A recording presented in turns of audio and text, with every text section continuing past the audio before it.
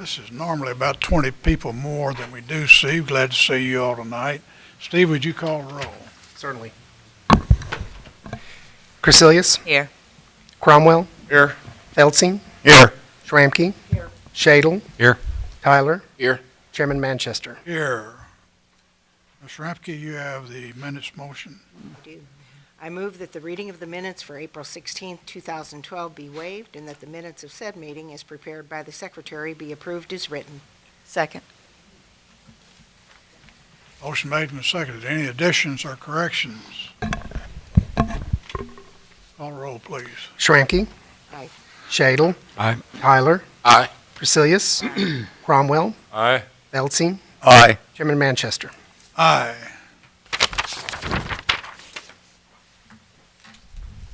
We have, the first item of business tonight has been pulled.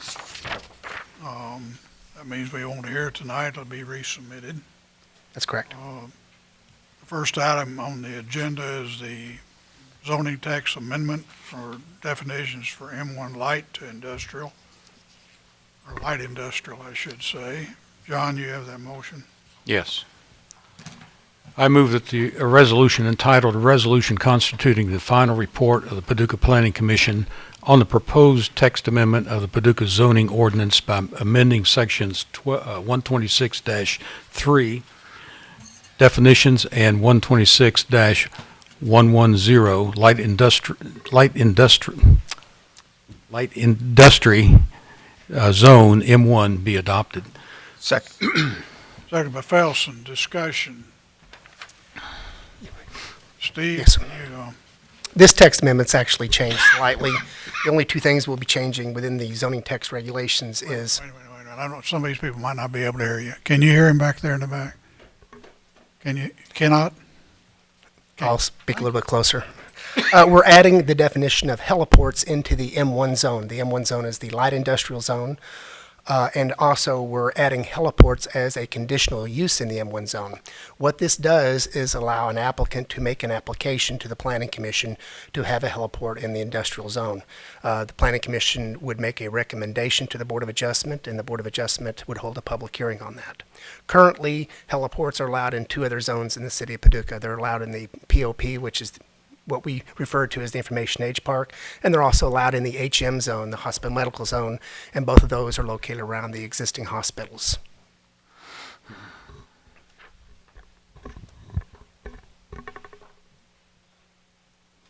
What would be those permitted uses, not named, but a conditional use that somebody could apply to the Board of Adjustment?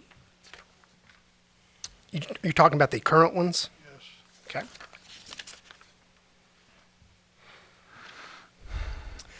Currently, the conditional permitted uses are any other use determined to be in the same general character as the permitted uses, animal hospitals, kennels, and then the third one would be heliports, and that's in the industrial zone. Of course, that's an intense industrial zone, so there's already quite a few uses allowed, light industrial plus all the business uses. This is a public hearing.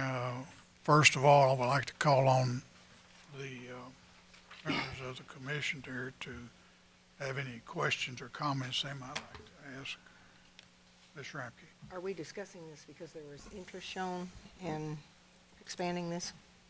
There has been interest shown, yes, in having a heliport in one of our industrial zones at this time. Yeah. Any other questions or comments from any board members? Any questions from anybody sitting here?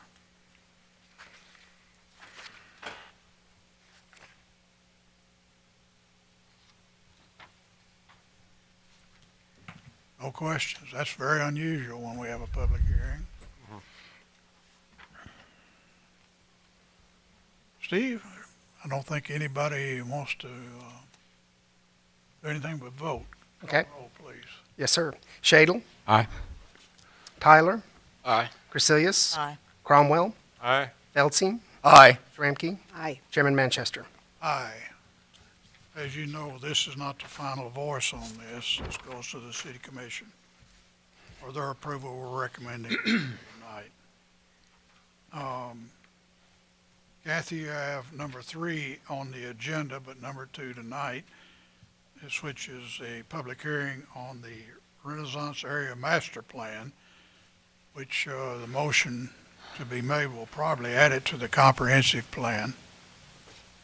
Would you read that motion, please? I move that a resolution entitled "A Resolution Constituting the Final Report of the Paducah Planning Commission on the Addition of the Renaissance Area Master Plan as an element within the comprehensive plan" be adopted.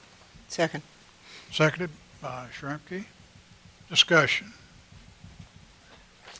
First of all, once again, I'd like to apologize for getting those so late to you, and Steve Doolittle's here with PRDA to discuss it.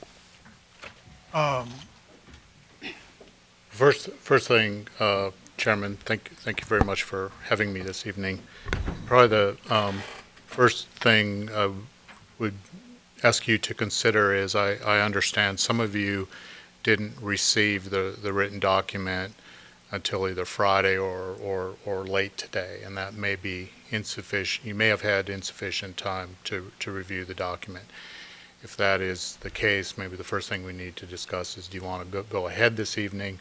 Do you want to have consideration? There is a hearing. I'm quite sure a number of the people here today have things they want to say about the planning or about it. So I would either suggest we could postpone and reschedule the hearing, or conduct the public hearing, hear some of the arguments pro and con, table the element, and make a final decision at some point in the future when you've had sufficient time to review the document. What do you want to do? Latter. I'd like to hear the people that are here. Yes, while they're here, let's hear from them, and then we can vote on it later. Okay, proceed. Very well. I will proceed. I'm going to cut a light or two.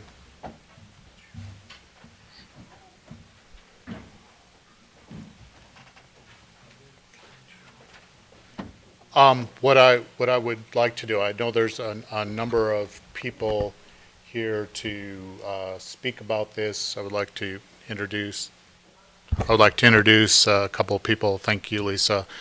George Sirk and Meredith Schrader are on the Paducah Riverfront Development Authority. They're here tonight. I see we have a number of candidates for office that are with us here tonight. Thank you for coming. And several board members, I won't mention all of you because I'll miss somebody, that are from the Paducah Renaissance Alliance. Their board members are in attendance tonight. What I would like to do, Chairman, is I have a number of slides. I will move through these rather quickly. I think I have a sense of what, and I'll get to the thing that I think some people want to discuss, and that has to do with development of some parking assets the city has. So we'll get to that quickly because I think that's probably what a lot of people want to discuss. The plan was started approximately a year and a half ago, maybe a little bit longer than that at this time, but by the time the hearings come up. We used a planning firm from Louisville, City Visions Associates, a consulting company, an economic company from Cambridge, Consulticon, and a engineering firm, a civil engineering firm, a large one with offices in Louisville as well. That was HNTB. They made a large number of trips to Paducah, met with a number of people. The basis of the master plan was to look at a bunch of different issues in downtown Paducah. Not every issue in downtown Paducah is covered by this plan. It doesn't encompass everything. It started out at its very kernel of what are the things that we can do to increase and improve cultural tourism in downtown Paducah. Well, that coincides with a lot of what downtown Paducah is. That's basically the study area, the area we call the Renaissance area. It's the entire riverfront. It's the entire downtown.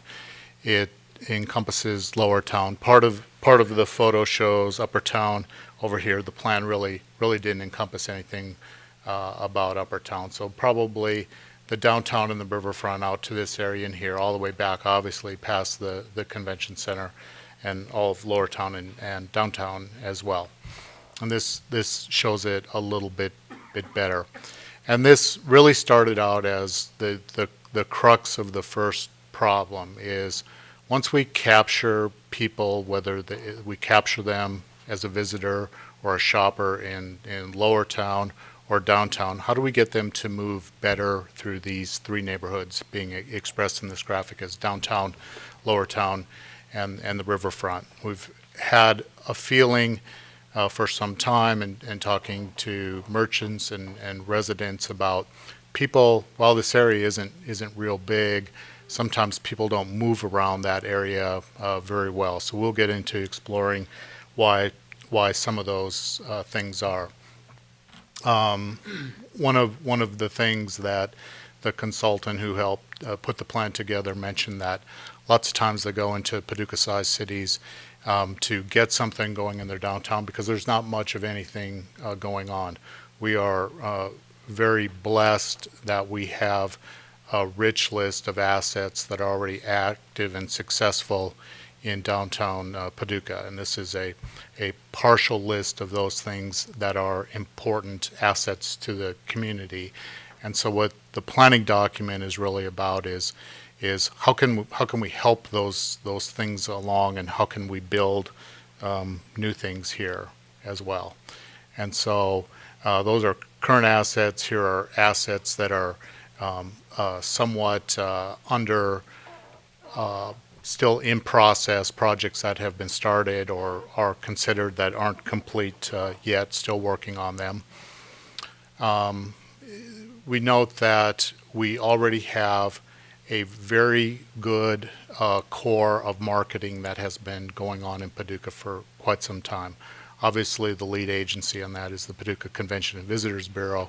The Paducah Renaissance Alliance does a good bit of marketing, as does the American Quilter Society.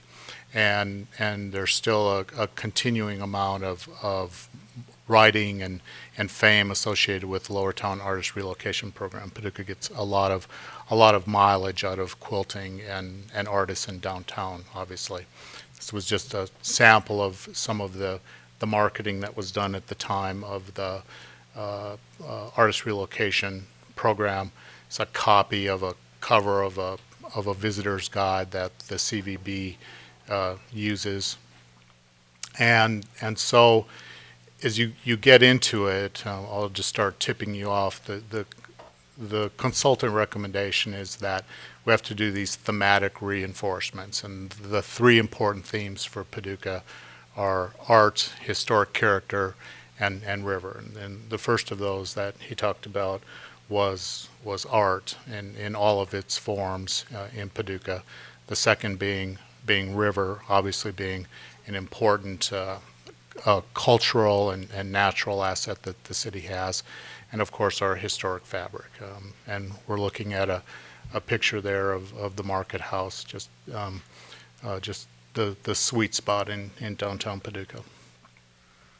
Again, the arts and cultural community, there's a lengthy list of things from the National Quilt Museum to the Carson Ford River Center, the Market House Theater, Main Alley Cinema, the murals, the Yizer, related festivals and events, and of course the Lower Town Arts District.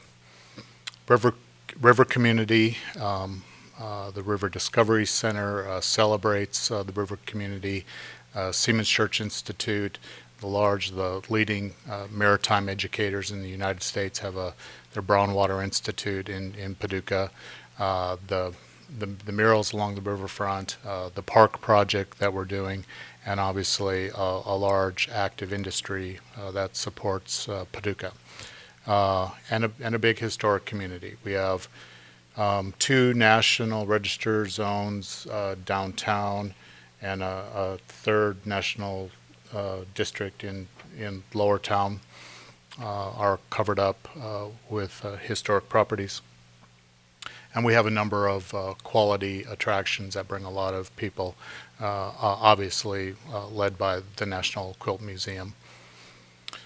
So Clearly, we have much to be proud of in Paducah. We already have a solid base of visitors. I saw an article posted on Facebook today that said the impact of visitors in Paducah-McCrudden County is $299 million. That's a huge industry for a community our size. That places us, this article doesn't mention it, but I know it places us, that's a top 10 county in the state of Kentucky when we compete with the likes of the Kenton counties, the Fayette counties, the Jefferson counties. So we do awfully well getting visitors here. We have a good mass of downtown activity, and this thing he calls these good thematic connections, meaning people understand river and they understand history and they understand art. We've won a number of impressive awards. We've been recognized by the National Trust. Been many articles written in travel and news publications about Paducah. We are proud of those recognitions from outside of the community. But the basic point is more is better. How can we get more people downtown on a regular basis? And I'd even refine that. Once we get them, how do we keep them? How do we move them about a little bit easier? So we really sum up the challenges with these 4 points that there is between those three neighborhoods I talked about. If we consider the Renaissance area as three neighborhoods, as a riverfront, a downtown, and a lower town, there's not good connectivity between the two of them. People that aren't from here don't have a good sense of how to get over there from where they're at. And even sometimes people from Paducah don't do it because we don't really show or tell them how to do that. We don't have anything built into the urban environment that directs them along to that. Poor sense of anticipation is another challenge. We have this gem, but getting to it from the fringes of the community, and certainly from where many of our visitors come from, the interstate, it's not the you don't really know that you're getting downtown until you've arrived. And along with that, we send some mixed messages in our downtown area, and there's some areas where the physical qualities are somewhat sketchy. So this is what the plan really boiled down to. If you had to put it all on one slide, the strategic focus areas were: how do we make those physical connections? How do we build critical mass? Meaning, how do we get and keep what we have and increase what we have? How do we increase tourism?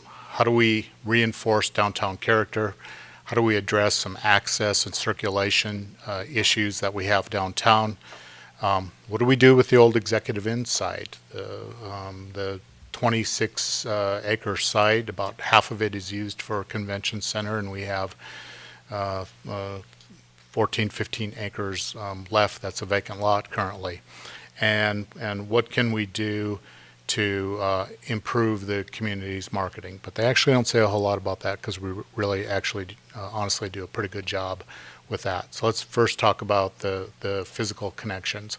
We have lots of places downtown that attract visitors, obviously, and we could mark lots more, but these would be somewhat the major ones that we would note with the orange dots, from the convention center to the Carson Center to the National Quilt Museum, even to Et Cetera Coffee House in Lower Town, to the Texaco in Lower Town, just all over the place. And then, just for the purpose of discussion, noting where some of the major parking lots marked in purple are.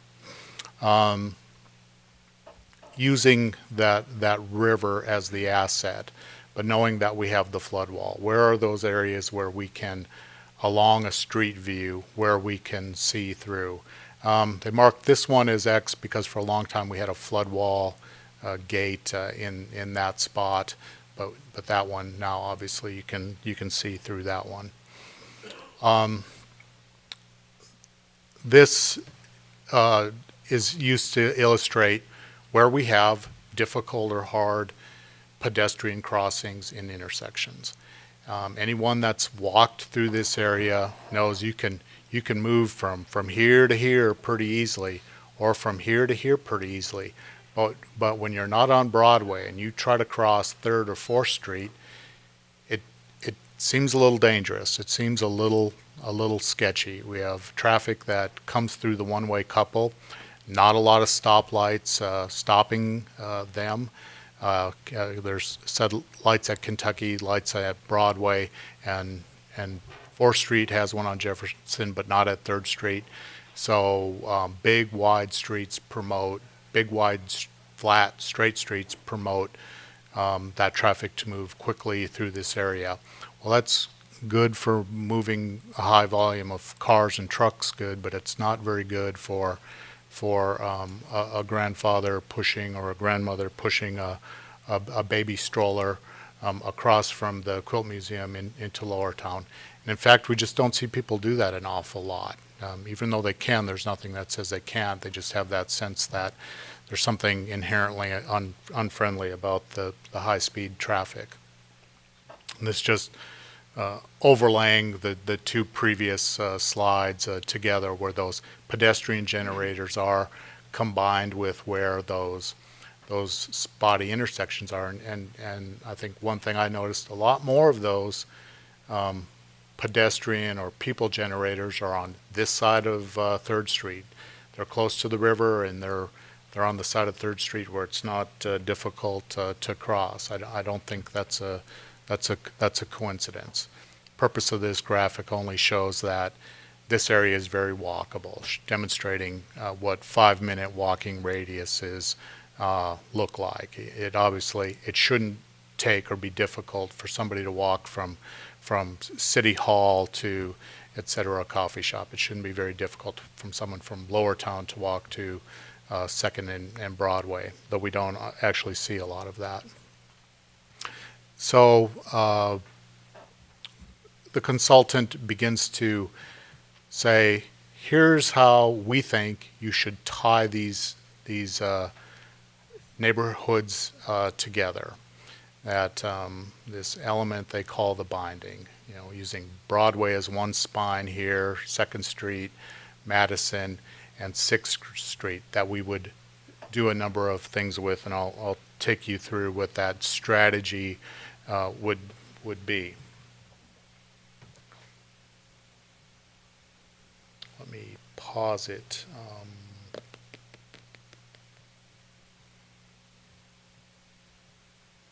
Right here for a second and show you a slightly, perhaps a little bit better view of that. Because this is the more refined view of that, where we would have the major binding and two sub-bindings, where we would create in the streetscape along the major binding, we would reinforce along Broadway a few different things, namely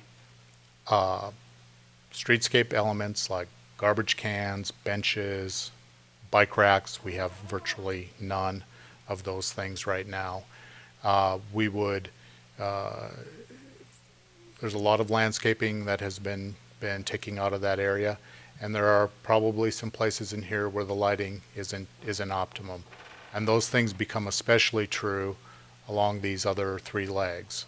The concentration of streetscape projects that were done in the past were primarily done along Broadway, somewhat on 2nd Street from Kentucky Avenue to Madison, somewhat, and a little bit on Kentucky Avenue, and that's about it. And those things have been very effective means of messaging to people. There's something here. There's must have been a reason somebody decided to fix up this sidewalk, put up nice lighting, nice landscaping, introduce some elements that say there's a reason for me to walk here. We really don't have that present in these other areas. So judging from that should be expanded to as a method of getting people to move from the downtown through what we call the riverfront area and into Lower Town and vice versa. Let me go back to the presentation.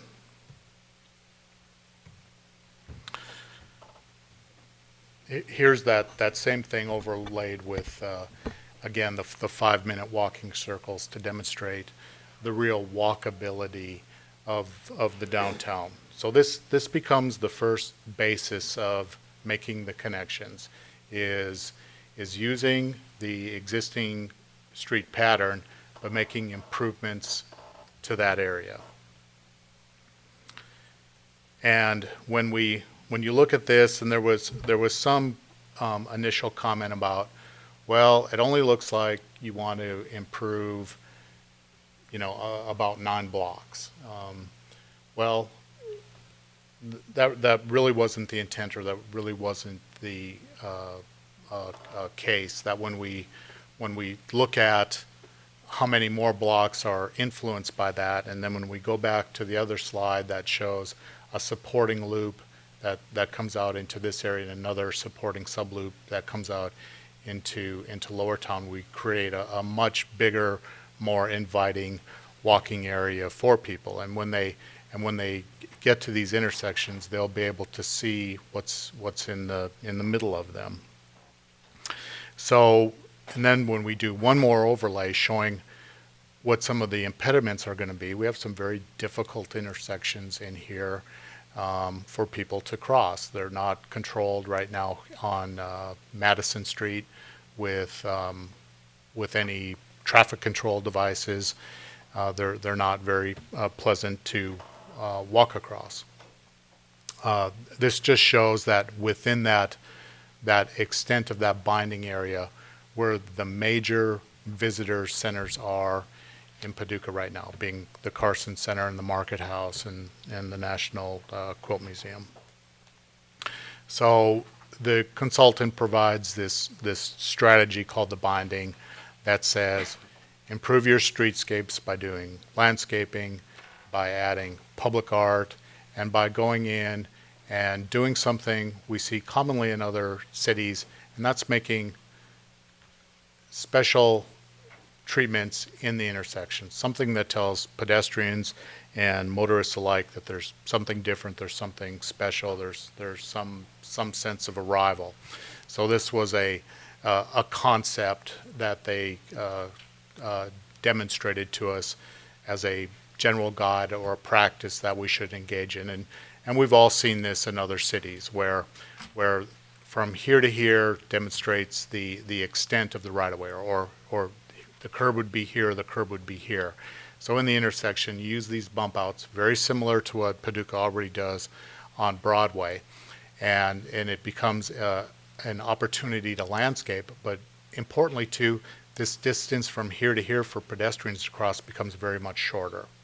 And also this, when we introduce these bump outs that provide an opportunity for landscaping, it has a psychological effect on motorists to slow down. And then when they see the special pattern in the intersection, it also signals, well, gosh, there must be something special about this place. Somebody went to the effort to do something in this intersection without using a sign. You've really signaled to people you've arrived. This is the place that you want to be as a visitor or a shopper or even a resident or an investor. The next part of the plan and the slides go on to describe how on 2nd Street we have the big wide promenade, and we used the concrete pavers over here, but we didn't do it on this side for whatever reason. I don't really recall if it was budgetary or what the reason is, but the consultant recommendation is, do it and use your local artists, do a competition, do some design using pavers in the sidewalk, add some, remember, strengthen those thematic connections. You have the art theme, so use it and strengthen it in the street.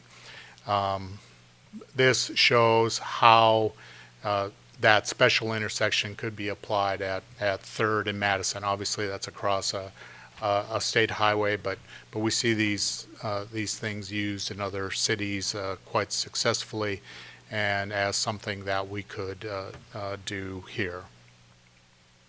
Again, I don't know if I like everything that I saw about, getting real bold with colors to, again, reinforce the thematic connection of art to people.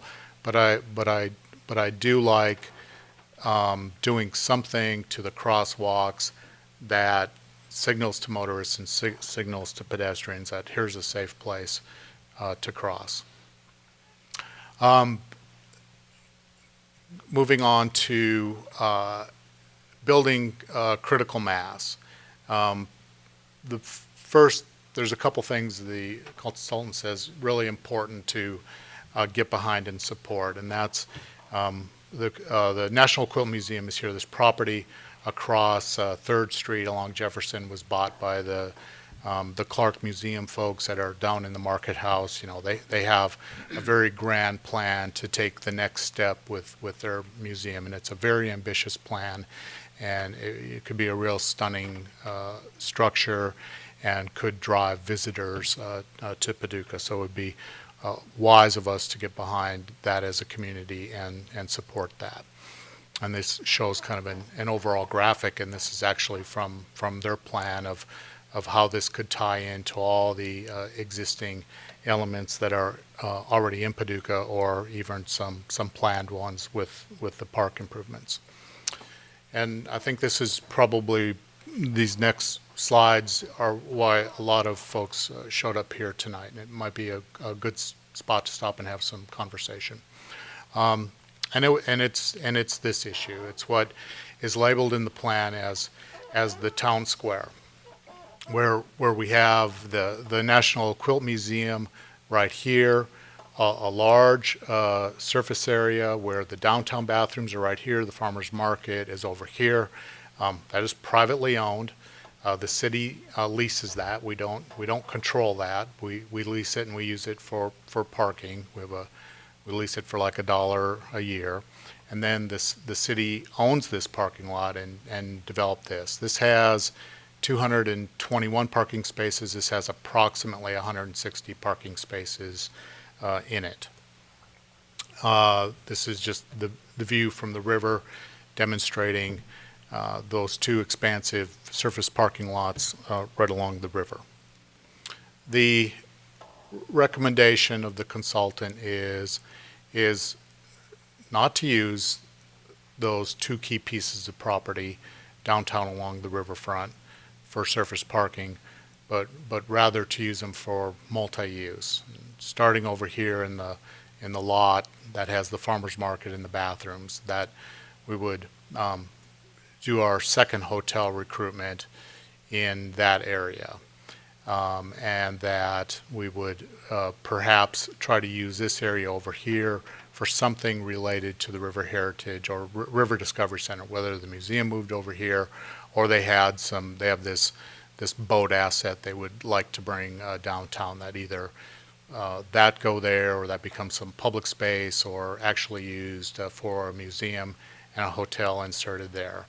And then in the city's parking lot right here, that we would do a mix of residential and commercial space here. And then this last one that is marked is where the museum, the Market House Museum, the Clark Museum would go. So this concept of building critical mass along 2nd Street inside, and right here inside of this binding area is the general idea. This shows it just a little bit differently with 2nd Street being here.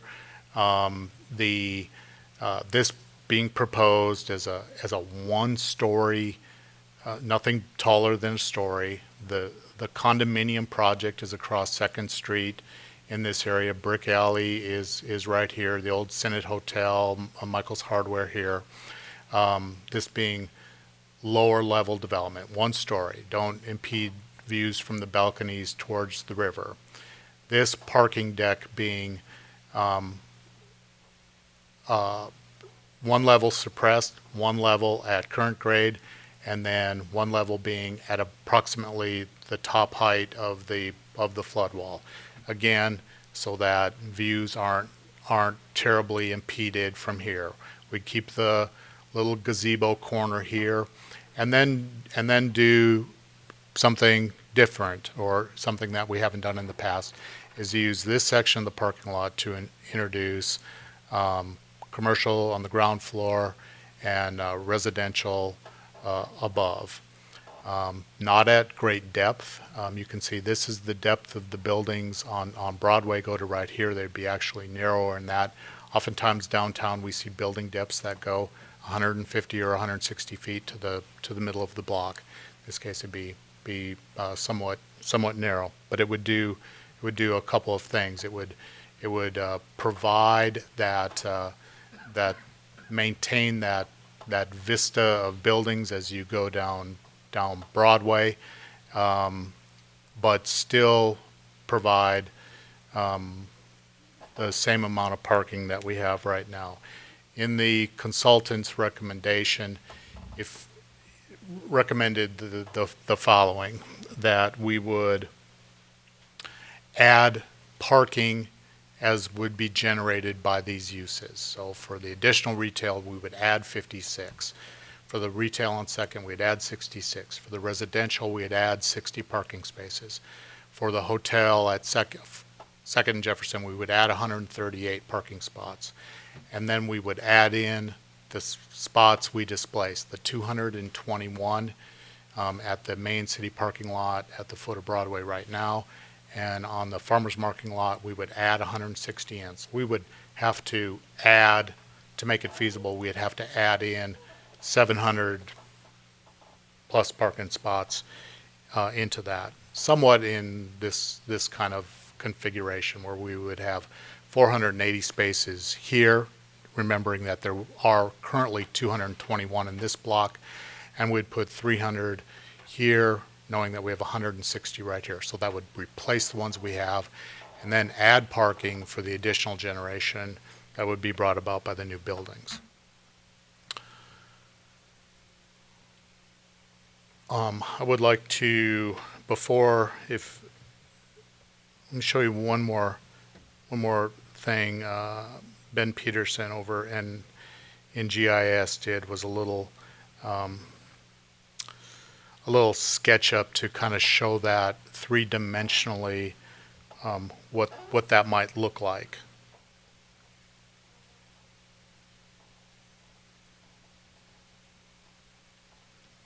Give it a second to load here. It's loading from the network.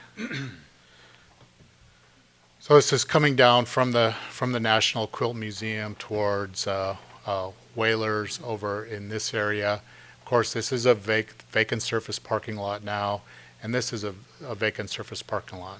And forgive the crudeness of some of the images that were used. They were more or less convenient placeholders. So as we would look down Second Street, instead of seeing all surface parking over here, we would use some of these spots as an opportunity for development.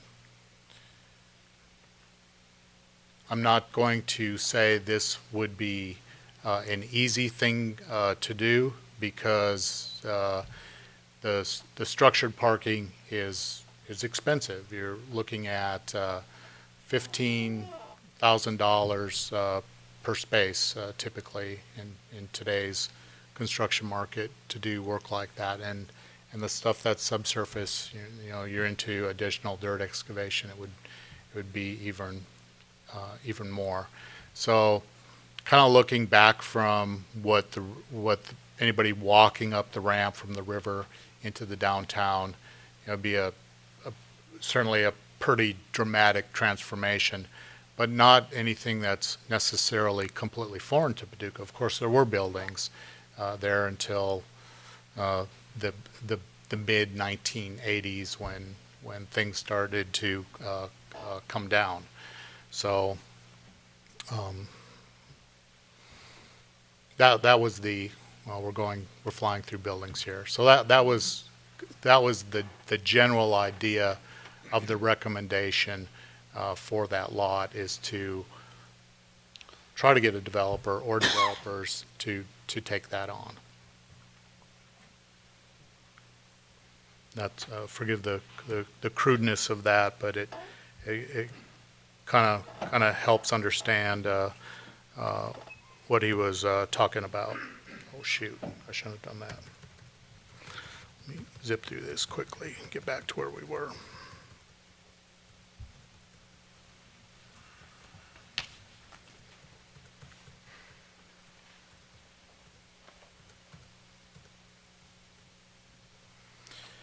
So this is the end, this is where the farmer's market is now, that either we would try to get, maybe that'd be a great spot for the River Discovery Center, maybe that would be a great spot for the Higginbotham, maybe that would be a good spot to promote other development, or as the next slide suggested, you know, mounding up dirt here and using it as a public viewing area for the river. We don't have a lot of places, obviously, to view the river from this side of the flood wall. Besides the Carson Center deck, there's not a lot of public spaces where people can go and view the river from this side of the flood wall. It's just a collection of pictures. That's the boat that River Discovery is considering. It's a boat that's not going to go back into service because it needs hull replacement, but it can make just a fantastic attraction in downtown Paducah.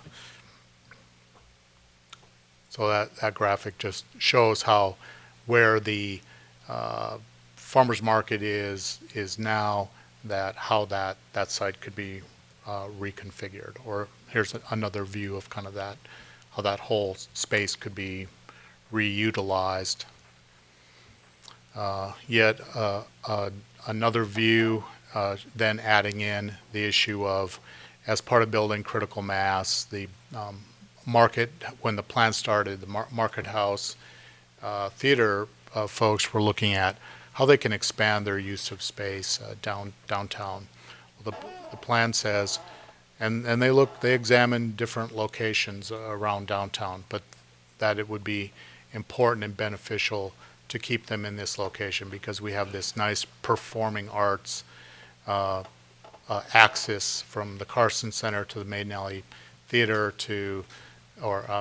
Maiden Alley Cinema to the Maiden Alley Theater here. That would be a good and smart strategy to keep them in that location, close at the performing arts nexus. Consultant recommendation. You don't have a lot of water features in downtown Paducah. And no, we don't. I mean, outside of Dolly McNutt Plaza right here by City Hall, we have a nice water feature, and Paducah Water added a water feature a couple of years ago outside their offices across the street here. There's not a lot of big fountains that attract and connect people to the downtown. So animating some of those big green spaces that we have that are only grass, and they're important to have them, but a fountain can add a lot of value to that. So that is part of the recommended development strategy, is to add those water features. So, you know, at this point, with doing the street improvements and getting some critical mass going on vacant lots, that the plan begins to take shape at this point, showing where these were different art school sites that were evaluated. Ultimately, the school went back full circle. This was the first building, the old Kitchens building, that the city purchased for them. They've bought some additional property down here that they're going to use. But we looked at some other areas inside the binding that are not really relevant at this point. Develop more dry side viewing areas of the river.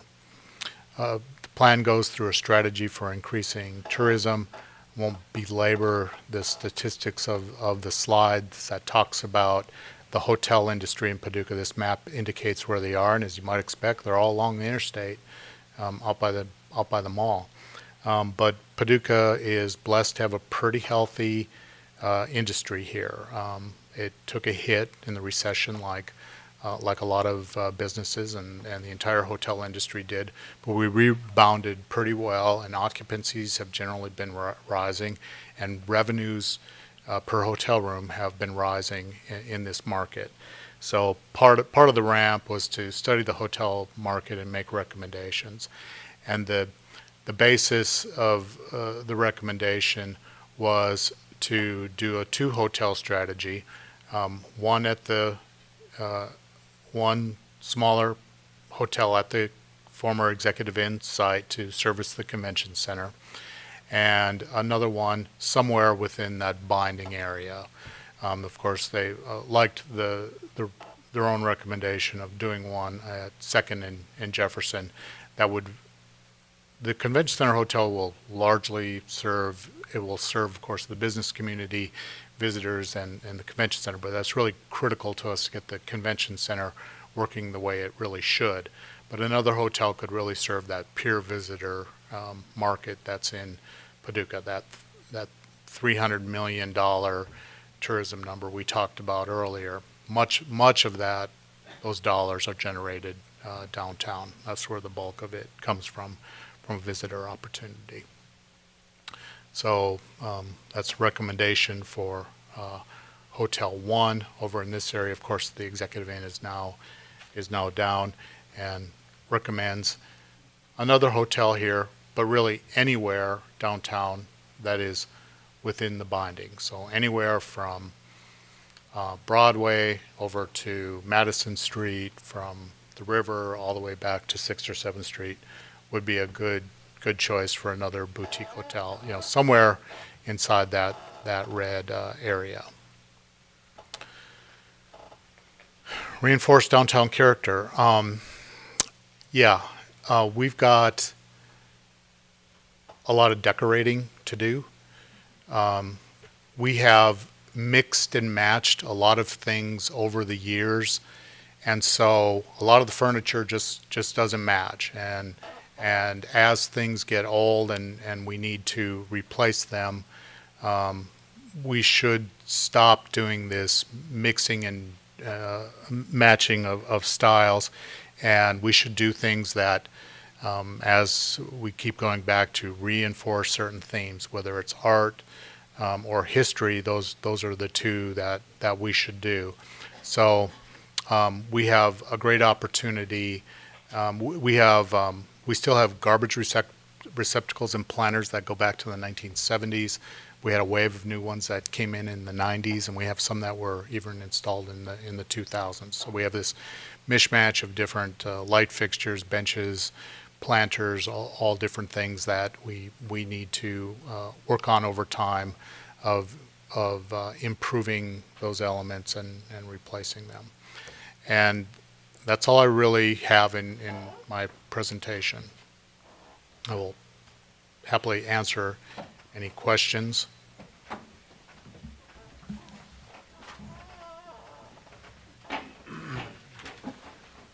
Thank you, Steve. Y'all have any questions of Steve before we get any comments from the public? Feel free to ask. I Ms. Schramke. reviewed this today, and as we all know, we didn't have much time, but at one point, it said something about a raised sidewalk at some of this, the town square. Are we going to have overhead sidewalks? Is that what that was referring to? What page? No overhead sidewalks. Referring to page 41, it says with raised crosswalks at those locations. Oh. Calm traffic. Let me go back to that slide, Commissioner. That was 3rd Street.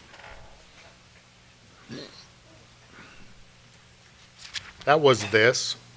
That at these streets, we see in other areas where don't think of this as a speed bump, but the walking surface is just a little bit higher, and that does two things. That catches the driver's eye, and they tend to think it might be a speed bump, so they slow down. The engineers don't like speed bumps, but so they talk about, and I have pictures I've actually seen in other cities, that they call it a table. It maybe raises the walking surface of the street about that much. And so it does two things. It makes it more comfortable and inviting for pedestrians. It says cross here, and it also slows motorists a little bit.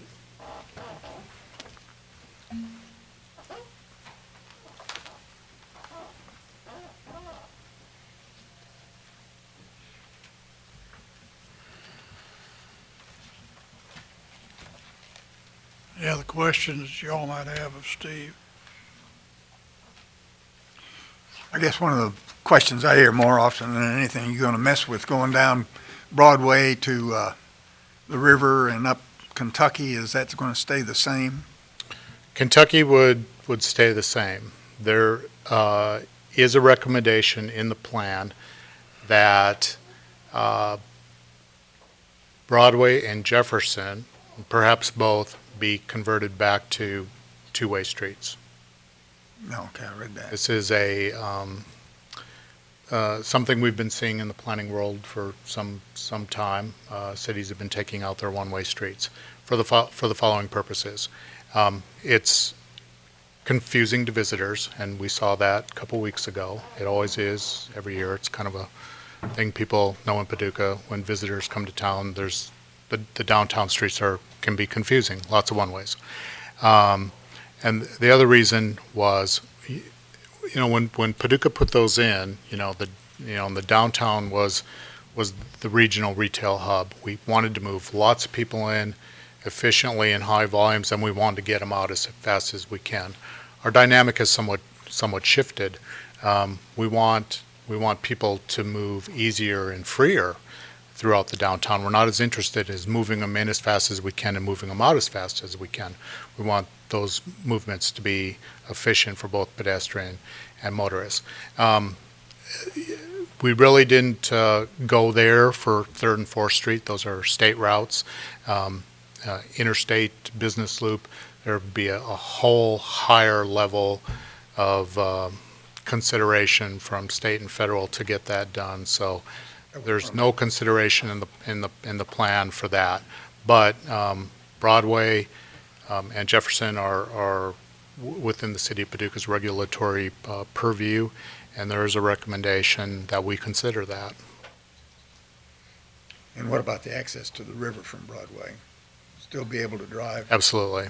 This plan says little about the riverfront other than making the connections to it. So the issue of driving through Broadway and coming out Kentucky isn't broached at all. I've heard in the more plan. questions on that than anything. That is still a common question in City Hall. Chairman, I have one more. Lorraine? I was wondering I noticed that part of this plan includes increased retail, and I kind of question that because I don't think downtown is totally utilized with retail at this point. So how do we justify seeing a need for increased retail? Retail is tough right now. There's no denying it. But you will see that the plan also discusses work on residents and work on other uses. If you get residents living downtown and you get offices downtown, you tend to see restaurants and retail will follow after that. We've had a long history of wanting to get more retail downtown. We've had limited success for various reasons. We've had some successes, thankfully, but the plan, I don't think I would characterize it as a retail plan on how to just get retail. It's how to get a variety of mixed uses, and I don't think I would characterize the building critical mass to be on the basis of retail only. Very specifically talked about it's very important to get those 2 museum projects going, that we should support those as a community, that we should promote another hotel project somewhere within that, and to do a residential project downtown. In fact, the plan talks about a couple different residential projects, that those would become then the drivers and the supporters of restaurants and retail. I agree with the hotels and residential, et cetera, but I still question, I think a lot of work needs to be done on the retail. I think we're in a very tough retail market. I don't think there's any question about that. Then why expand it? So I Well, guess- we also have, there's a lot of vacant historic buildings downtown. That was going to be my A question. lot. You know, we have a lot that we still have yet to develop. Would this not, my concern would be that this would perhaps pull money away from how some of those developments could be funded. I mean, That is a huge judgment call, right there. It really I is. think your question, That if you promote new development, will it stop development of the historic spaces? And there are some people in the audience that have some specific opinions about that. I think the buildings you see in downtown Paducah that are rented or leased they're in good condition. The ones that aren't typically aren't. Almost as a rule, if it's vacant, there are serious condition issues with it. And there's another correlation that almost always goes with it. They're big. They're real big. They're bigger than the size of the retail that we see coming into the market outside of some of the corporate stuff. So if you're talking mom and pop kind of retail, we're not getting 40,000 square foot stores. It hasn't happened for a long time in downtown Paducah. And so we've got buildings in the 300 block that are large. We've got large vacant buildings in the 400 block that some will have the dual issue of being large and having condition issues. So the retail in the building critical mass was to add, I think I had a slide, well, maybe I don't, was to add 37,000 square feet to that. We probably got, in the 300 block, we have one building. The Kresge is 17 on the ground floor, John, all by itself. And then in the 400 block, the Goodman I would put in about that same size, maybe a little bit smaller. Spaces are used a little bit differently. Corner of 3rd and Broadway, Mr. Carey's building, probably 45,000 square feet. Beverly's here, she has a building that's 30. So yeah, I can add up 100,000 square feet of vacant space real fast, but they tend to be, and I don't think anyone will disagree with me, if it's vacant, it tends to be big. If it's vacant, it tends to be in poor condition, not immediately leasable. That's what I mean by it. Did I understand you to say that the parking would be 3 levels and one would be below ground level, grade level, Total of 3, one level suppressed, and then And, 2 above? and then level 2 at current grade, and then 1 level above current grade. So about the height of the flood wall. Was that in one area? Was that in one building or one structure? That was both of them. Okay.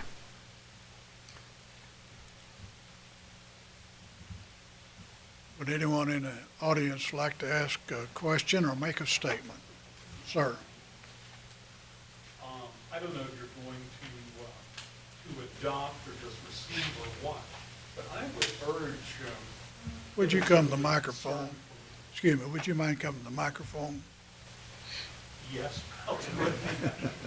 Well, the trouble is, at home, the people won't be able to hear you. And we like to have a little amplification. Thank you.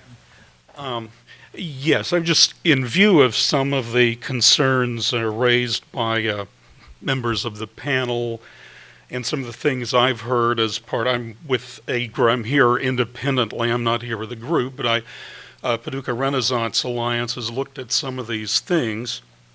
We all agree Paducah's at a turning point. So many great things happening here, and there's no time to sit and study and mull forever. We have to go in with guns blazing and do big things right now. But I have some concerns. Some of them were expressed before any action is taken. Could some thought be given to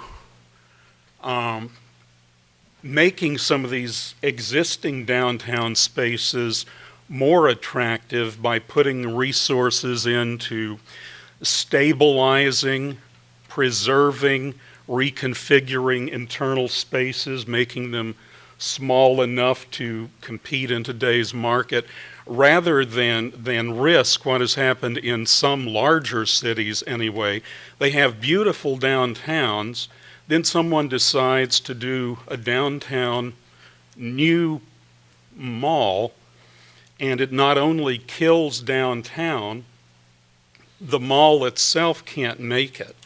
And when I hear about the proposed new retail where the existing city parking lot is now, I wonder if some of those resources could not be better used to make existing historic downtown structures more competitive in bringing retail restaurants. And then you have the plus of the upper floors, which I would think would be very attractive for rentals or condos. And I hate to put it as an either or. Sometimes if you have just the right market and the right people envisioning things, you can do everything. You can do new and historic.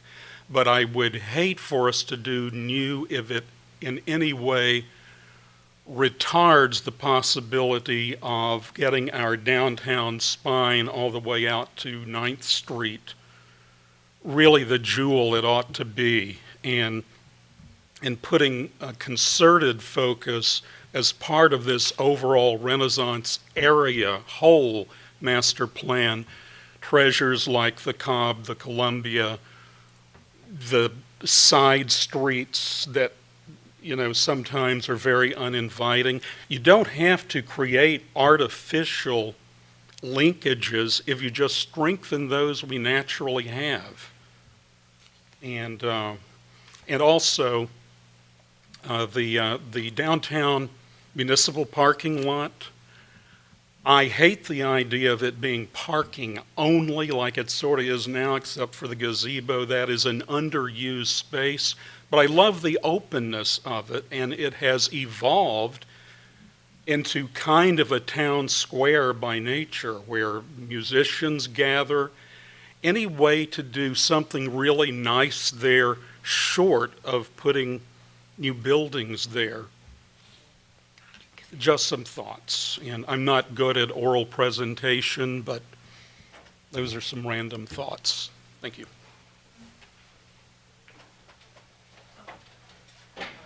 Nick?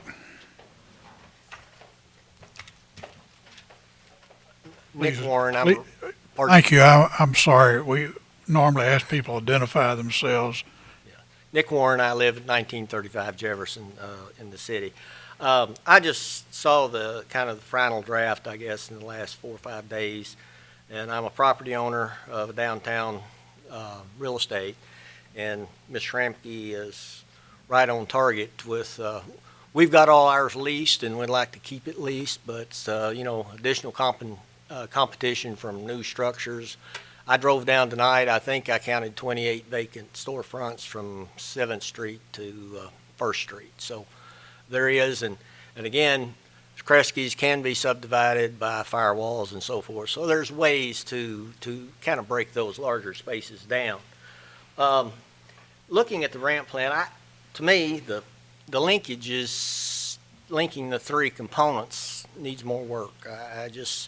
It looks like it's a square kind of down, or a rectangle through town, and it didn't really integrate much of Lower Town. The art school is still kind of out on the South 40. It just seems like that needs a little more work. The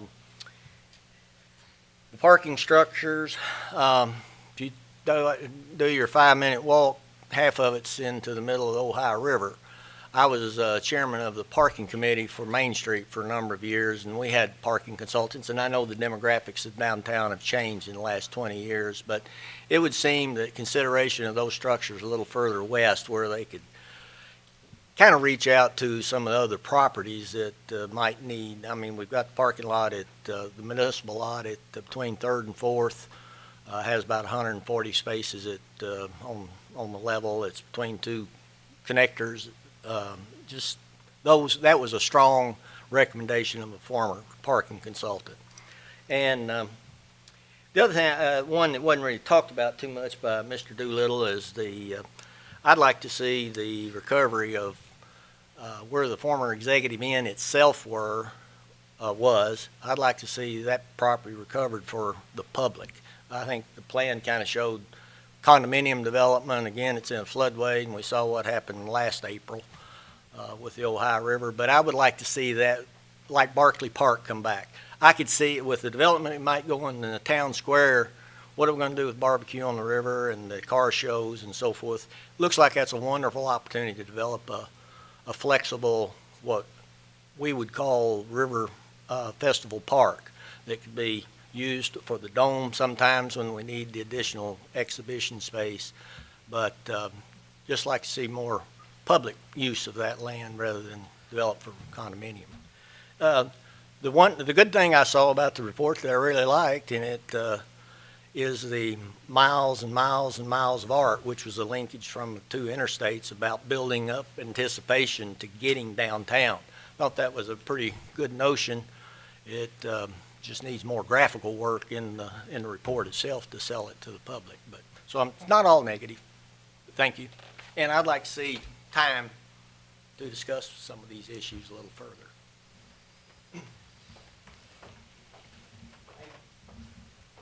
Anybody else? Sir, in the back?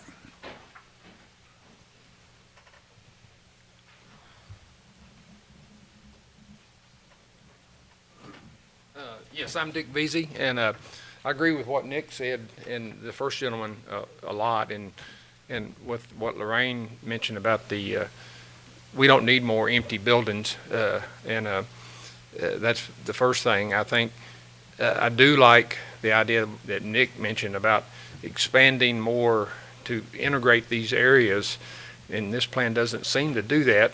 I am one of the condo owners on 2nd Street, and we're certainly not in favor of the garage. The view there is mighty good, and we like it. But, you know, I know that takes a lot of money, so we're a long way away from that. I know that. But we submitted formal comments back at the earlier session that the committee made, and we've not heard from those. So we'll do that again, but we would like, some resolution to our earlier comments. That's all. Yes, sir, in the 4th row.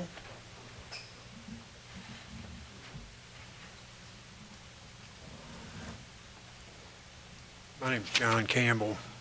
One of the concerns that I have about the development that's proposed is, particularly in the parking lot, the rest of the development is pretty much a mirror of what JJR came up with some time ago. Hotel on the next lot, some residential development. They actually had residential next to the hotel where they're proposing that perhaps River Heritage goes, but pretty much the same. And of course, when JJR was involved, the Executive Inn still sat there.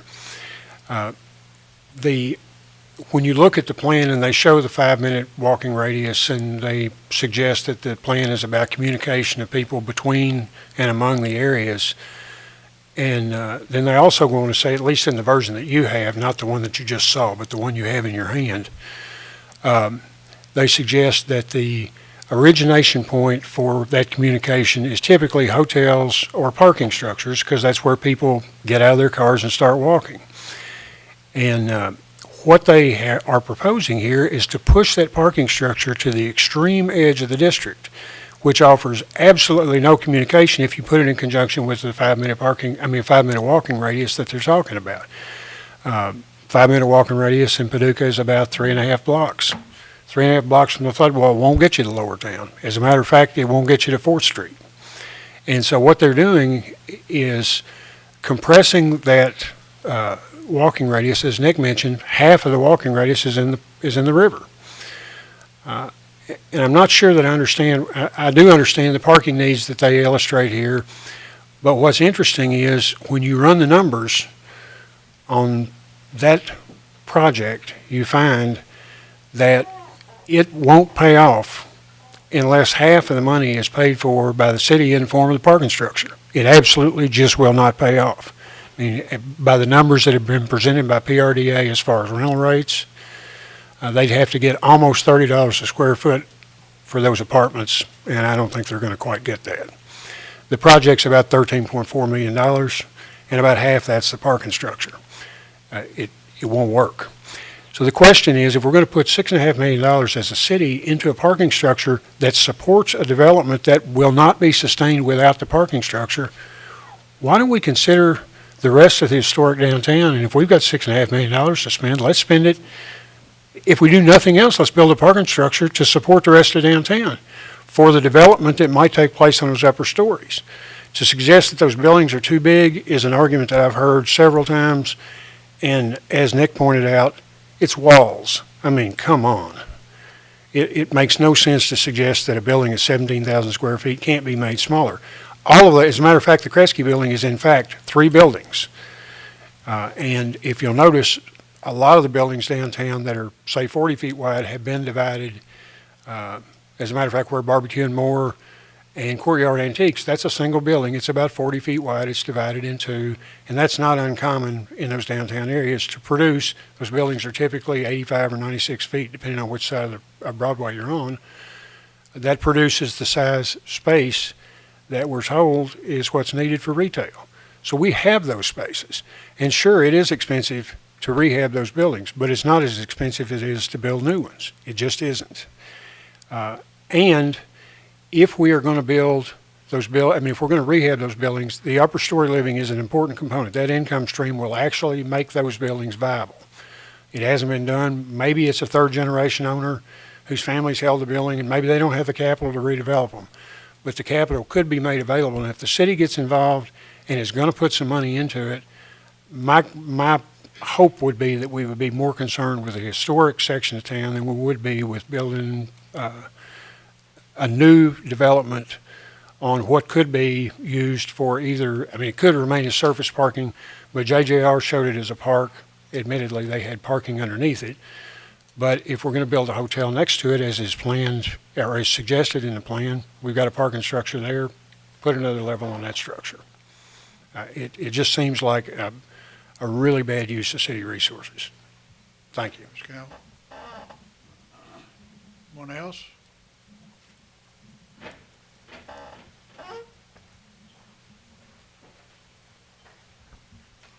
I just wanted to speak about the linkage. Oh, I'm Martha Emmons. And I was very interested to see the visuals of, which seems to me to be one of the more inexpensive things that the plan addressed, was the difference in the brick patterns and just bringing the plantings in. I've seen this in other cities, and it does make people more aware of where they should go and the way that traffic should slow down. We are bicyclists, and many of our friends bicycle, and currently Broadway is one of the places where it's fairly easy to ride your bike from the West End, which is way beyond the linked area, but all the way to Broadway. And I did wonder if we made Broadway and Jefferson two-way again, which I understand that for visitors it is confusing when you have one-way streets, and so certainly there's a lot to be said for not confusing people. But I think we would want to make sure that we make provisions to make sure that people can be healthy and fit and use our downtown to ride their bikes to get places. And I do think that there is a fear or a lack of knowledge about how to get from even Broadway over to Etc. Coffee House. When we have bikes on Broadway, we promote that in our business. We have Bike World, and we constantly tell people, to come to Broadway, and sometimes they ask, now, can you ride any place other than up and down the street? And we say, oh my goodness, yes, it's a spine, and it links all of Lower Town, and those streets are very low trafficked, and you can ride over to Lower Town. And people constantly say, how far is that? So I do think that signage and surface painting and brickwork would do a lot to, even though the area might, as somebody said, that's still a pretty small area, but it's wider than what we have right now.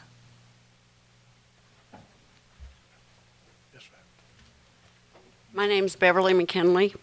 I've lived downtown and developed buildings, redeveloped or did restoration on some of the old buildings, at least 7 of them, in the first 2 blocks during the last 25 years. I've enjoyed living downtown. I love the atmosphere of downtown. I also was one of the developers for the condos that Mr. Veazey mentioned that he lives in.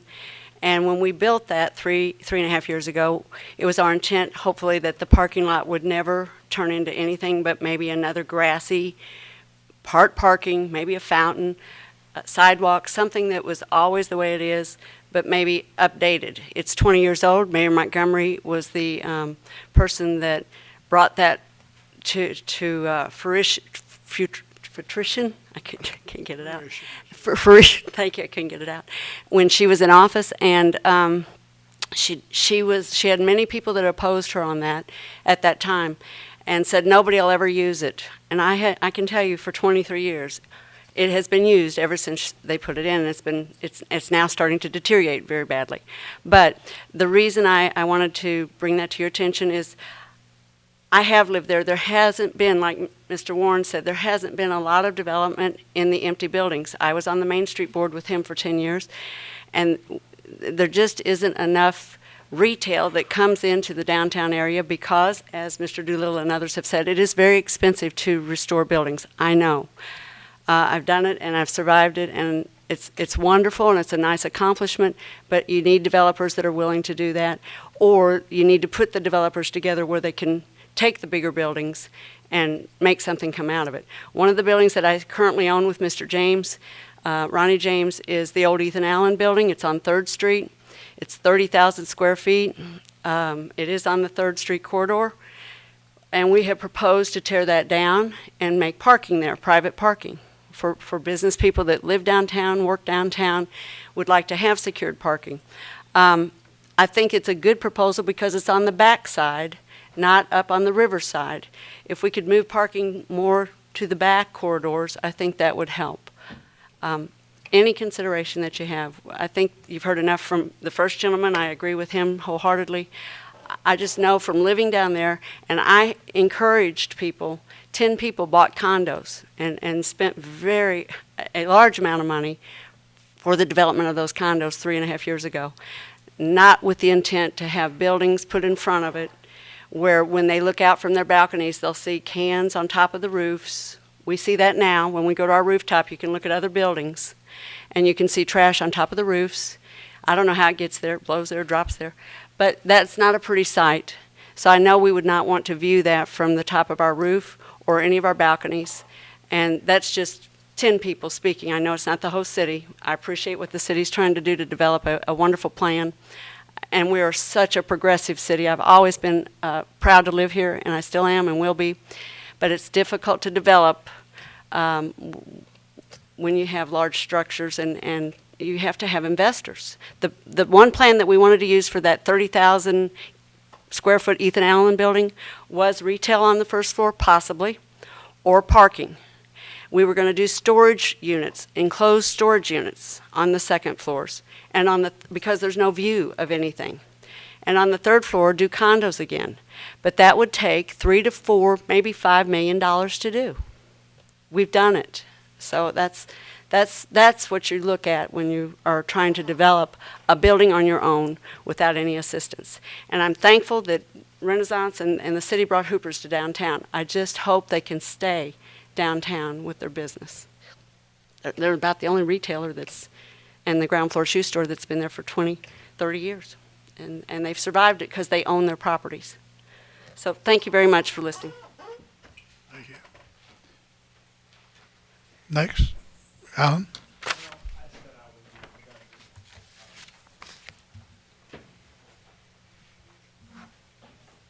I'm Alan Rhodes, and thanks for all those nice things about et cetera. You made my ears turn red. When you all look through your books and you get to the portion about the west side, the executive end property, City Visions is envisioning, no pun intended, 50 to 60 condominiums, homes, single-family units that will be built up off with parking below so they can withstand the floods. There's a problem with that, and I'm kind of parroting what Nick said. The Riverfront Park, the executive end spot, should be back to a park for us all to enjoy. And to make it where 50 or 60, obviously well-to-do families can build a very nice home for their enjoyment, and for the rest of us to sacrifice where we don't get a riverfront park, I think is just wrong. It is just wrong. And also note in your pictures that they talk about in that plan, City Vision talks about building the flood wall, the existing earthen flood wall, up as a berm, which then, if somebody says, well, there's this space in front of those homes that could be used as a park, well, unfortunately, you would, because the berm gets built up, then you still can't see the river.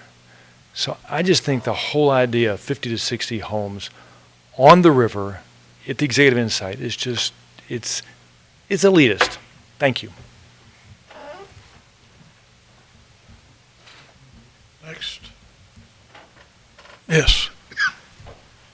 Come up, sir.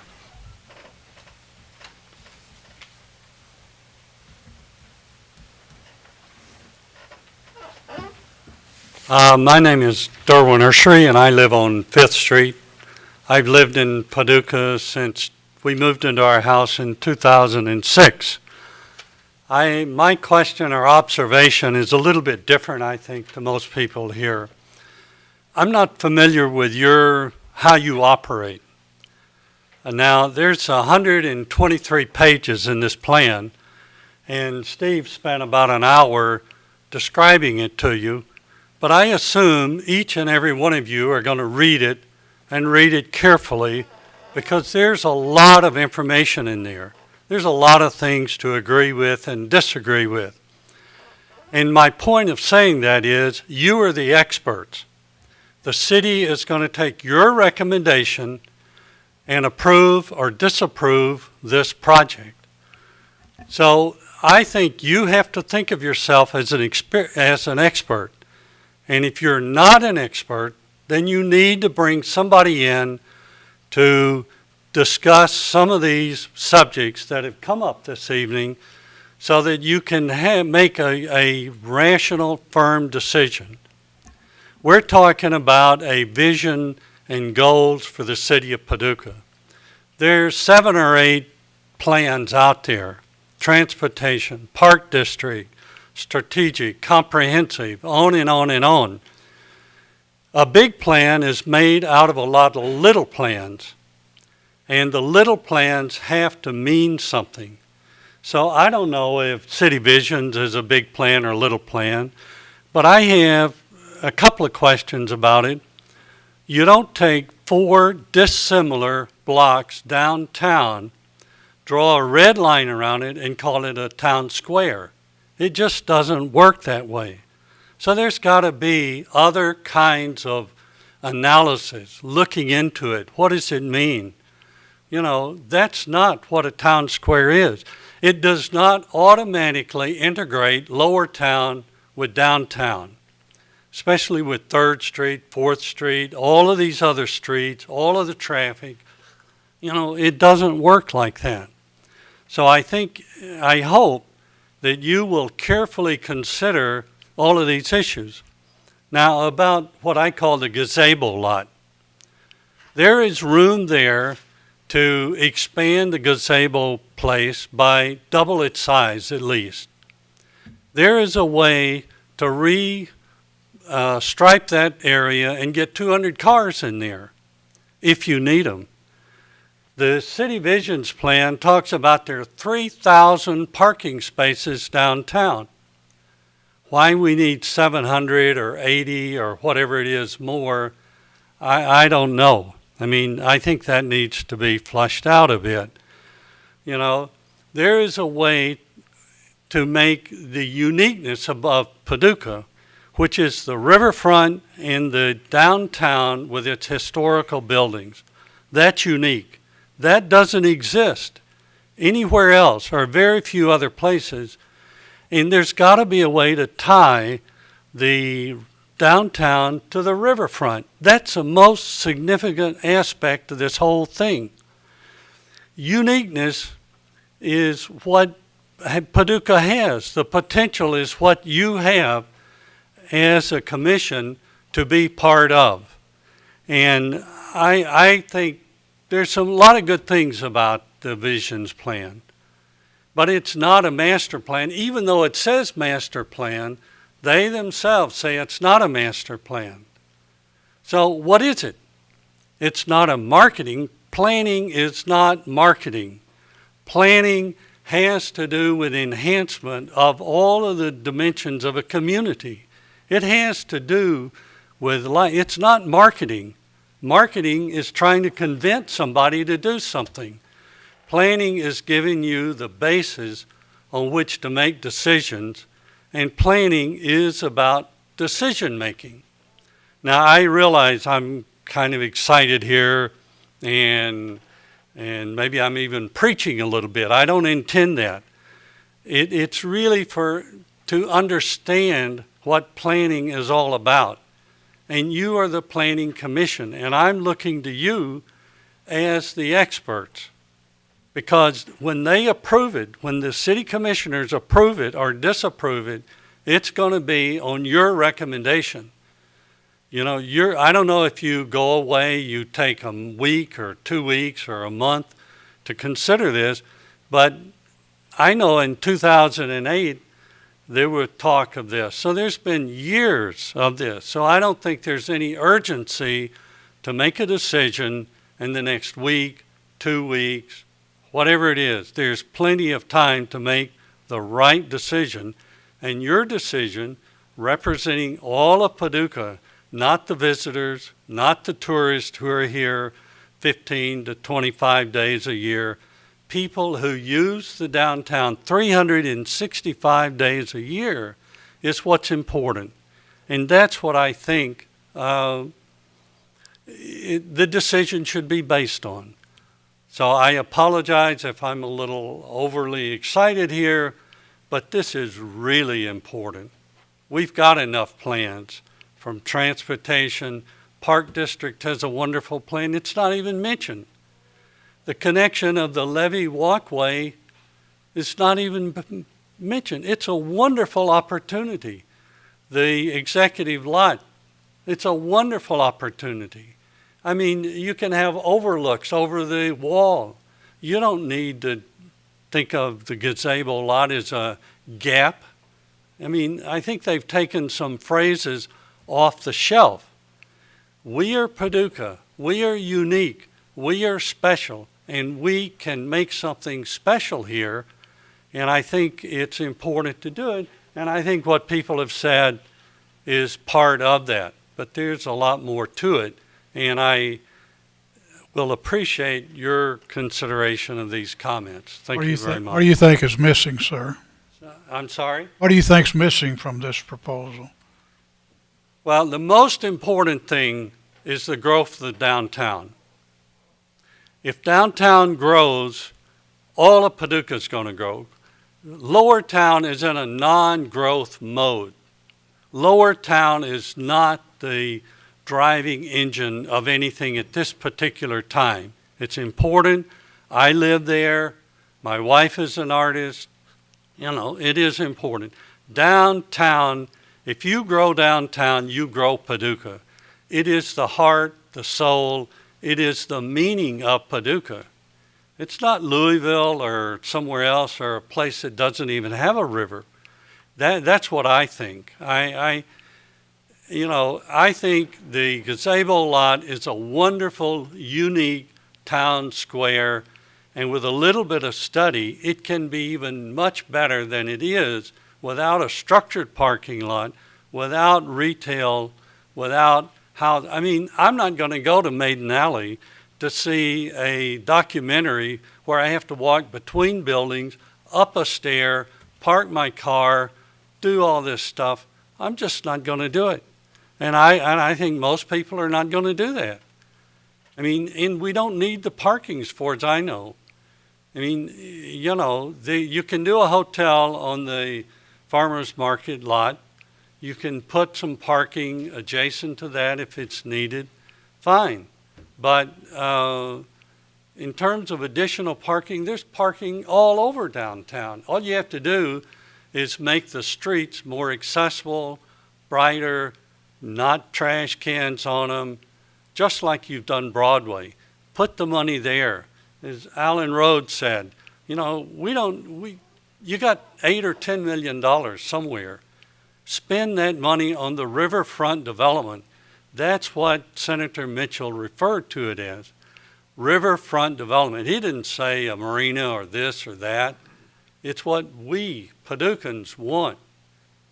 I hear myself preaching, so I really apologize. Ask you a question. And I would be happy to try to answer any question I can to promote the growth and strength and uniqueness of Paducah.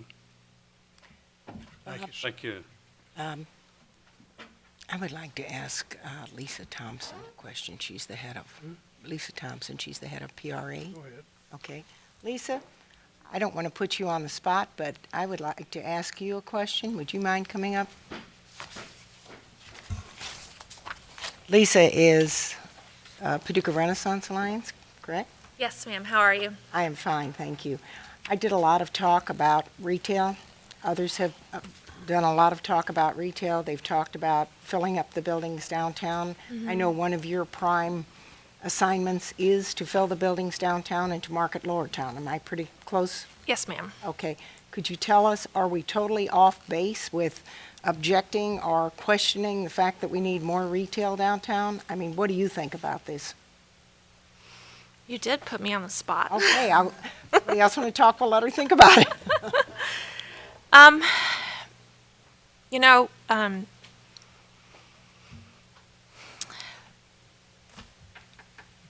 Paducah is very special in that we have a wonderful historic district that originally had a Sears, a large Kresge's, a Walgreens. I mean, so that's what's provided some of these really large spaces that we have. And they have been empty for a very long time. And it is true that, you know, a small mom and pop doesn't need to rent 17,000 square feet of space. With the economic environment that we're in, it's very difficult for investors to put together a financing package to restore a building like the Kresge. But what strikes me interesting about this whole discussion is that if you look at some of the planning that's going on in greenfields today in this country, you know, Andres Dewani is the superstar of new urbanism. And what they seem to be doing is creating historic downtowns. So they're building environments that we already have today. So I'm sort of torn because my heart is in historic preservation. So I would like to see us restore what we have, because if developers are doing such a good job of recreating, almost like Disney World, what we already have, why would we want to go and invest money in new development when we have so many empty buildings? But that's easier said than done. because of the limitations that we have in the financing department today. But I think if we had smaller buildings, smaller square footage, 10, 1,100 square feet to 2,000 square feet, that was white box, that was ready for people to move into, I think I'd have a lot easier job of filling those spaces. But then what happens to the ones that are there now? Well, I think it's taking those large Kresge spaces and making them adaptable so they're smaller. Okay. Maybe if it's a 17,000 square foot footprint, maybe we just use the front of it for retail and you pop in parking in the back and you put up a story living, which creates the people.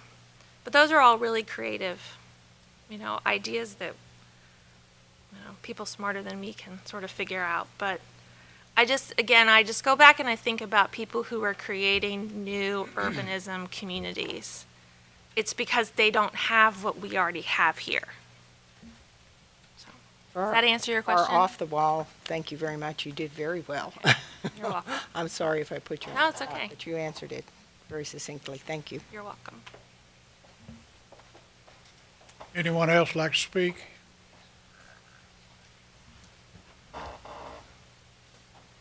Steve, I think you probably have a couple of rebuttal remarks, and please keep them limited, will you? Me rebut? When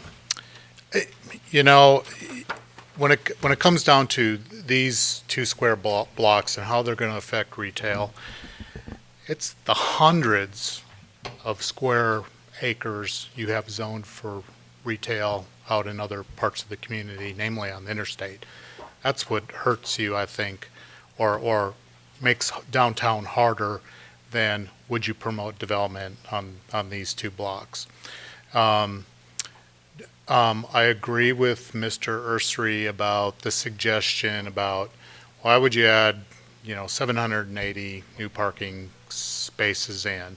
When you, as he suggested, when you read the details of parking downtown, and they counted up somewhere over 3,000 parking spaces, and said, the parking lot at the foot of Broadway, weekday usage is about 35%. And along the street corridors at peak hour, it's about 85%. So there is an abundance of parking. And I agree with Mr. Campbell that adding structured parking is brutally expensive. It's always been cheaper in Paducah to go this way than to go this way, just because of soil conditions, seismic, cost of steel and concrete. It's cheaper to go this way. But it's that go this way thing that's also been hard on buildings. If you decide to table this hearing, we do this again, I'll show you a slide of downtown Paducah from 1953. And I'll juxtapose it with one from today. And you'll see that 40% of Paducah now is covered up, downtown Paducah is covered up with surface parking. It's just we have an abundance of parking. It probably gets more to supply and location is the bigger issue than the raw numbers. I don't think that Derwin was incorrect in saying, we went through 70 slides in an hour. That does not encompass the 123 pages of detailed information. There is the whole issue. Mr. Rhodes came up and talked about the executive inn property. That's a big deal. That's 17 acres. We have the plan suggestion is to do a medium density development. If I could indulge you with a little bit of time, I'd like to show you that slide since it was brought up. Is that okay, Chairman? Which one that was it? It was the, I failed to show what the use of the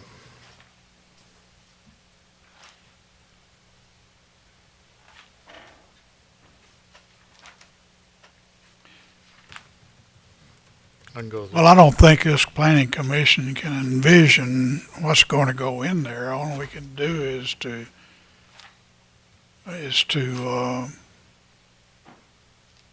determine the kind of zoning that's going to be necessary for future development. Now, the one critical thing here is a fact, and I'm asking you this now, is the fact that at some point in the deliberation to present this 100-plus pages to us tonight, you had to limit the scope of what you were interested in doing. And the emphasis, I'm sure, was downtown.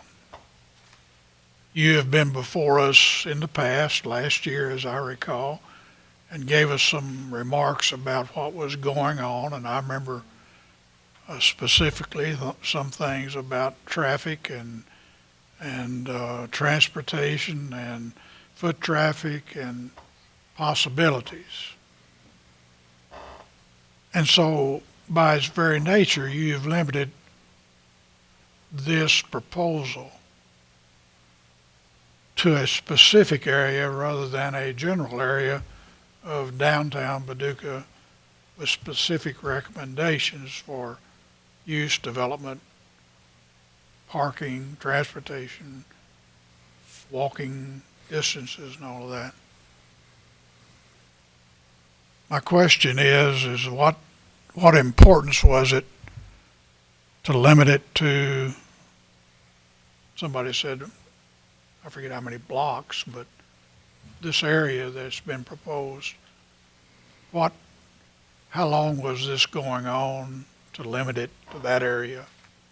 And the proposed uses, I mean, Well, this is just recommendations about what might go in there. right. Well, first, the planning process never ends. There will be other planning documents, past, present, and future, that you will have to consider. The initial driver on this was a grant that we received from the National Park Service on what can you do in your historic districts to increase or improve cultural tourism and visitorship. Well, when we saw that opportunity for that grant, that was like it was written for downtown Paducah. That's really what our visitor market is about. It's about cultural tourism, very much so. So we used that opportunity for that transfer of funds to address those issues. So as Mr. Ursary suggested, well, why do we see marketing in a planning document? He's right. You can go through all of our other documents. You don't usually see us talk about advertising. But there was a specific requirement in the grant that we address that issue. So it was a component of the grant. So it was addressed in a planning document. It's not things this body is accustomed to seeing, but nevertheless we had to address that. And I think it is important for their overall functioning of the public and private agencies to have a coordinated effort about that. I have a question. Yeah. I guess this is, I may be stupid or whatever, but just what is it, this is probably directed to Steve, just what is it that we're doing? Are we approving this entire document or disapproving it? Is there going to be room for discussion, change, and what have you? Yeah, that's going to be my question. That's one of the things I'm concerned about, because I agree with a lot of things, but I certainly disagree with some. And can I have an opportunity, or who has an opportunity You to will. voice a change to This document? document just becomes a piece of the city's overall comprehensive planning strategy. We have a park plan, we have a transportation plan, we do have a thing we call a comprehensive plan, the general plan, but we added the waterfront plan, we've added other plans to the body of work we call the comprehensive plans. As it stands. As it stands, and There's no changing any portion of it. In other words, it's all or nothing. We take it all. Oh, take no, ma'am, I would I think not, that's the question he's I would asking. not. The It motion boils motion down to- is that we The motion is we adopt this and send it That's to what- city commission. You can, Scrape it, scrap it, or whatever happens, but I would ask you not Yes. to scrap it. If it's the one element about the retail, I would ask you, well, carve that portion out. I don't think the plan doesn't fail if 2 pages don't work, for everybody. Right. So, you can certainly carve it up. But the answer to the first question, the motion on the table tonight is to approve. If you all wish, certainly you can table the public hearing, take as much time as you want, and reconsider it at some point in the future. Yeah, and I would make Or- a comment or too about amend the, it. Or amend about it. the public hearing. excuse me. One comment, if you table it to a date certain, we don't have to renotice it, re-advertise in the paper. If we continue it generally, I think then we're going to have to re-advertise it. So it would be up to you to make a decision whether you want to say give it a month, give it 2 months, or whatever. And then that way there's no re-advertising, and it gives you an opportunity to go through this and then come back on that date certain, and those people will know when it's scheduled and can plan on being here. So therefore, if there would be a section that we would want removed, as he said, take 2 pages out or something, we wouldn't have to have another public hearing to explain that we wanted to. It's all part of the public hearing process. It'd still be a public hearing, but we wouldn't have to re-advertise. We'd be continuing. It would be I continuing. see. Okay. So how would people know? Well, Because you set it for a date certain, and the next meeting is on May 21st. but you may want to have it June 4th if you wanted to give it a month, Is that the first Monday in June? first Monday in June. Anybody else have anything to say before we consider a motion? Steve, thank you. I'm going to look at your picture that you want to show us, but maybe later.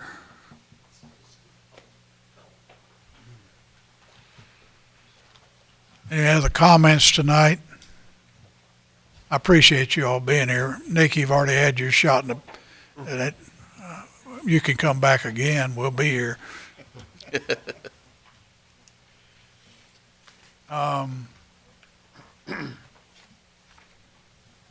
I'll entertain a motion if somebody wants to make it. Is that all we had? I think we had- I make a motion that we continue the public hearing until June the 4th. Which is a month, first meeting in June. We'll have another one in 14 days, but this will be in June the 4th. So the motion is made to continue this to a date certain, which is, Second. I'll second. and motion been made and seconded. Any discussion about the motion before we vote on it? I personally will not make any comments. I just got it today,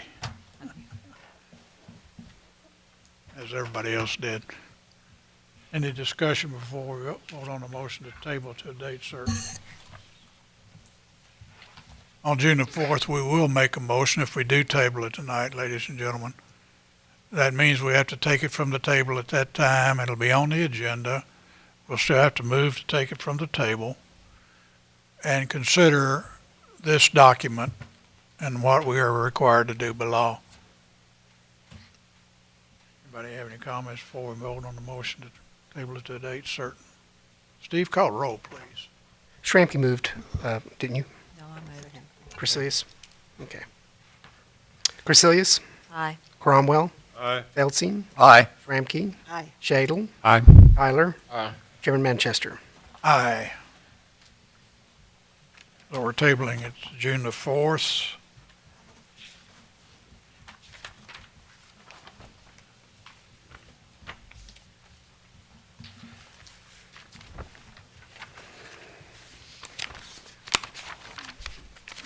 Thank you, Steve. Or you have number 4. I do.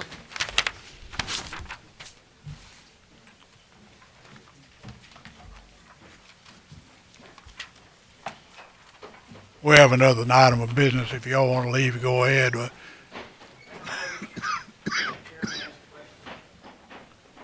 Does it concern this last motion? I'll see you after the meeting. If you'll meet me right there, I'll see you after the meeting. Or leave it with Steve here if he has something for me. Go ahead, Earl.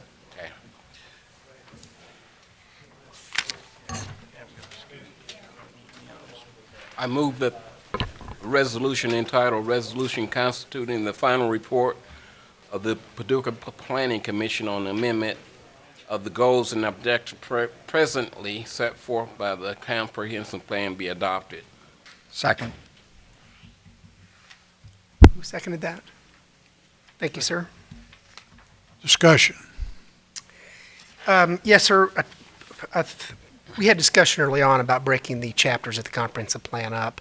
After we'd gone through most of them, there wasn't as many changes as what I thought there may be. So I thought I'd bring them all to you. Certainly you can consider them tonight or table them. The actual plan was adopted in 2007. I think it was the end of July, so we've certainly got some time. So it'll be up to you on how you want to proceed. But if you'd like, I'll go through each of the chapters and kind of highlight the proposed changes that we're looking at this time. The first one under population growth that we want to add is review the city's annexation policy for enhancement. Currently, the city of Paducah, the annexation policy says if you're developing a new residential subdivision that's adjacent to the existing city limits, we have a policy where the city will pay back the developer the city's portion of the ad valorem property taxes over a period of time to help them offset the infrastructure costs. In other words, their roads, sewers, sidewalks, the things that they're putting in. The next one is actively engage developers that may be interested in developing subdivisions, both residential and commercial, to make them aware of the existing annexation policy. Another goal is the city should continue to attract new artists. The next is create a TIF district for downtown or another location that is advantageous to the city.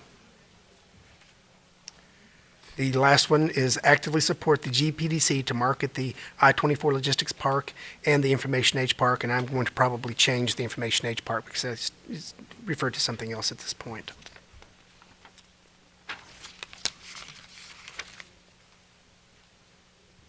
Also, it should be noted, when this was originally adopted, it was prepared with the thought that the city and county is going to be a joint comprehensive plan throughout the goals and objectives and other portions of it. We've cleaned up that language to refer to City of Paducah and not McCracken County, City of Paducah. Could I ask a question real quick? Mm-hmm. Where will we be if, in fact, the merger plan is voted in a positive manner in November? Then do we have to go back to the table and reconsider all the comprehensive plan again? That'll be a lengthy process. I think that would be up to the new government on how they would want to structure planning. Okay. That really hasn't been decided. As I've heard it, a lot of those different organizations are going to stay the same for the time being. But at some point in the future, the governments would decide how they want to handle planning as far as the city. I just didn't know if it, you know, if we're taking all of the references to the county out now, if it was a good idea to wait, but probably, it sounds like it wouldn't be because it wouldn't make any difference. It was just mainly clean up within the goals and objectives. Under to improve the waterfront and continue to enhance downtown, we're taking out the created the Riverfront Development Authority to oversee the waterfront plan. That has been done. PRDA has that job now. On page 12, amend the subdivision regulations to reconcile the differences in the city and county sidewalk requirements and standards. We've actually, several years ago, we actually amended our subdivision restrictions. We actually came down a little bit. For instance, the street sections within the city used to be 27 feet. They've actually been reduced down to 22. So we've actually lowered those to be very consistent with some of the county standards.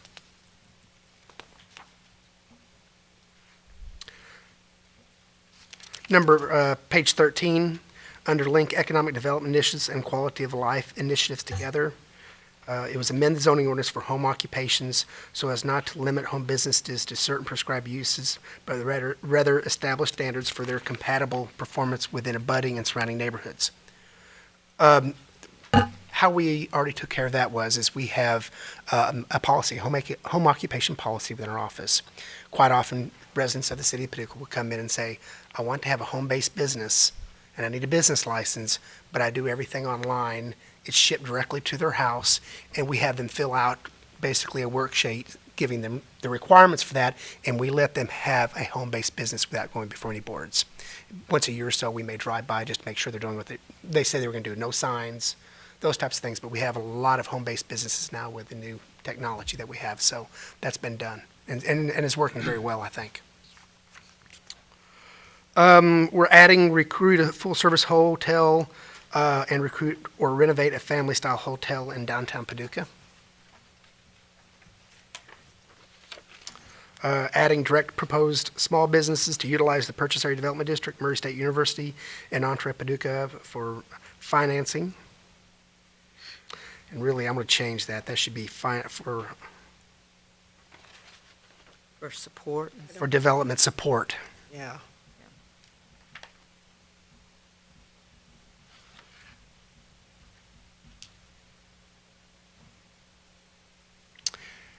And I'm going to take that next one out for right now until we wait to see what happens with the ramp plan. The next one is to continue to support Paducah economic development. And on the last page, Does that mean GPDC specifically? yeah. Do you think that we should change that, put in I was gonna say, GPDC? they've changed their name, haven't they? Earlier in your document, it said GPDC, and they're just not the G. Okay.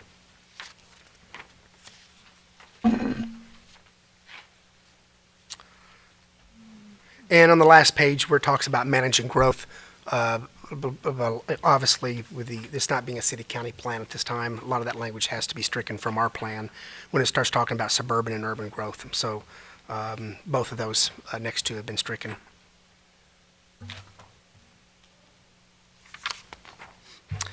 And that's it. And once again, if you all would like a couple weeks or so to look at this and look at all the goals and objectives and get back with me with any changes, we can do that, or we can move forward with it tonight, whatever you would prefer to do.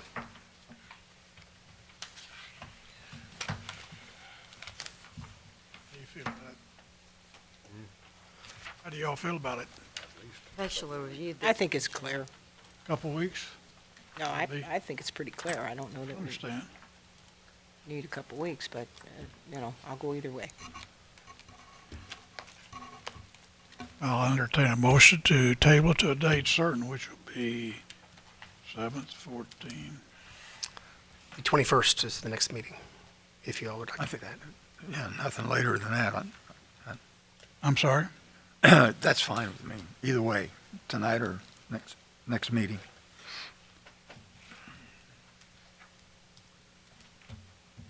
Is that a motion? It's not a motion. All right, they want to vote on it, Steve. Very good. Call the roll, sir. Tyler? Aye.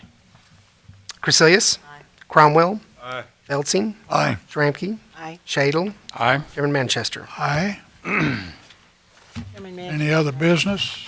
well, I have a suggestion, and it can be after the gavel.